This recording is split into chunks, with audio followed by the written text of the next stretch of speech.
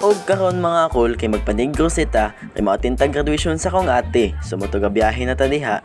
Nya gapatulog-tulog aron ingnon. Bitaw kol natug jud ko diha kay gikan pa ko duty dayon biyahe dayon so grabe ka duka gyud kol. Ug hapit yun mi diri sa Bisaya diri sa Toledo. Mao pa Toledo na ba ni basta Toledo may nakabutang so mao na andiha kol kay nangapi ko kay grabe ka tugnaw sa panahon diri na pita kay kadlaw na ginibahan ko gyud ako ni akong ate day kol pero wala siya monaog kay mas gipili niyang matulog kaysa magpainit. Mong gabi na may gabiyahe kol kay ning duty pa day midaan day usa mining biyahe and mas maayo man sang gabi kay para dutay rag pasahero ug tawhay ang pagbiyahe. Sama sa kong ate nga gidupan ang duha ka bangko para matulog. Og moto diha kol nagtabi di may ana sa iro di ay nya katanaw-tanaw sa view. Kabugnaw din.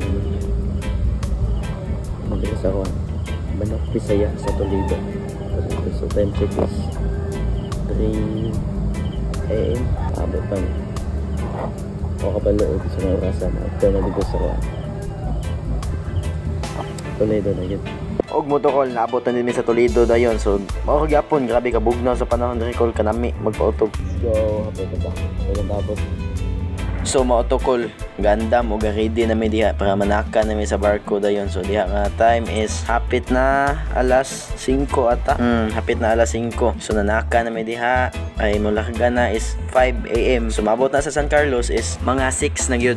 Og mo to gitulugan to na diha kol kay grabe dukaan na gyud papadyo tay tog diha nya gikan pa ta duty so mo to og mo to mga kol hayag na gyud og pakita sa mga view. Sumutokol, wa magdugay.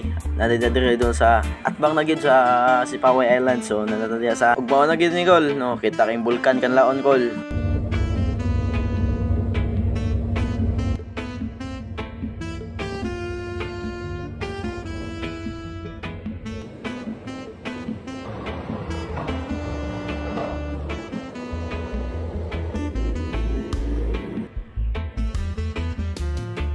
Og mo to kol, nagkabaabot din sa series diya nga among gisakyan ganina kay among bag naa diha sa sulod. So kailangan pa mi mo sakay sa diha sad para di na mi magbaklay patubang sa gawas. Og dinaog sa demi sa gawas kol kay dool ra man sad ang pantalan sa pampbot diha, pwede ra mabaklay sad.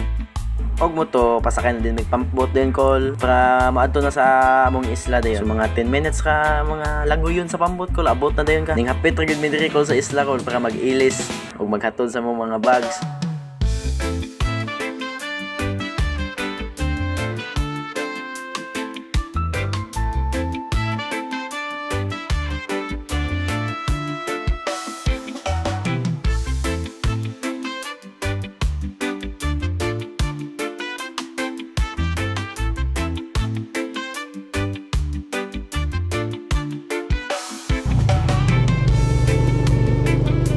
Kol matik na nada sa McDo kay mag-take out ang pagkaon dire kay in case og gutomon ta natay makaon to paabot sa akong ate video sa palibot ana ragot pakuno-kunohay nga vlogger ba. Og mo to kol biyahe na pud patubang sa CPSU kay didto sad i-held ang graduation sa akong ate. So mo to kol biyahe na sad sa kay tricycle niya kol.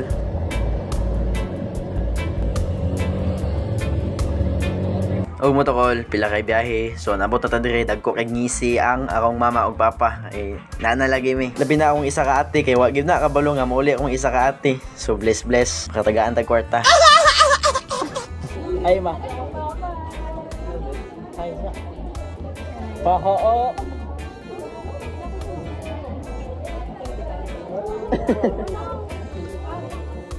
yung dogay na ta.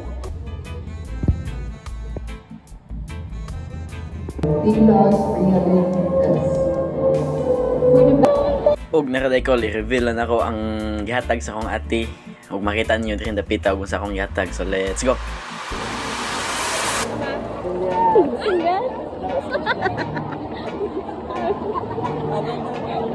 Sana ako na yung kwarto.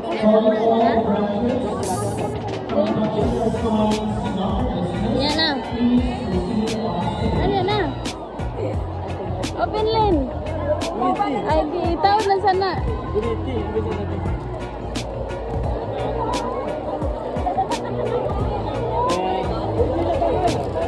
Itawad sana ang kuhan. Kana imong kaniba girl line. Dili ka na sa.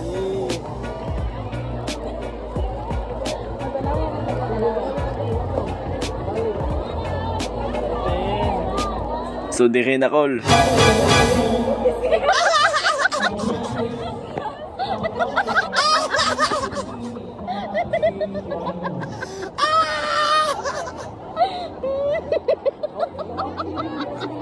Ang saysod, Len, ang saysod.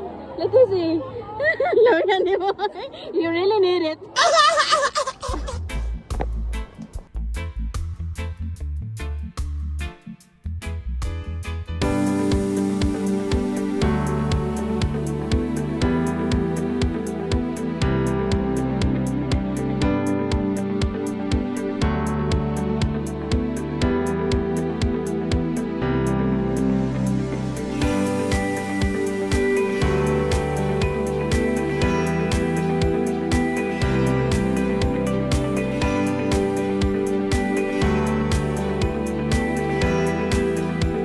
Og maurotokol balik na sila sa Cebu kay maningkamot sa tagbalik.